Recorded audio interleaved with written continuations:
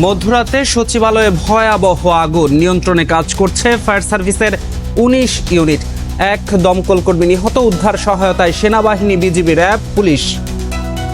রাজধানী জুড়ে বেপরোয়া ছিনতাইকারীরা, ঝরছে প্রাণ। ২.৫ মাসে ৫৪ মামলা। আইন শৃঙ্খলা বাহিনীর নিষ্ক্রিয়তাকে দুষছেন বিশ্লেষক। নিয়মিত অভিযানের দাবি পুলিশের। জুলাই বিপ্লবে শহীদদের স্বজনদের চোখে নোনা জল। ৩ মেধাবী সন্তানের আত্মহুতিতে গর্বিত যশোরবাসী।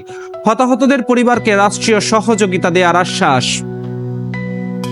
ঢাকার বুকে অটোরিকশার দাপট, আতঙ্কের জানে রমরমা বাণিজ্য। ১৫ বছরে বাজার বেড়ে ১০,০০০ কোটি টাকা।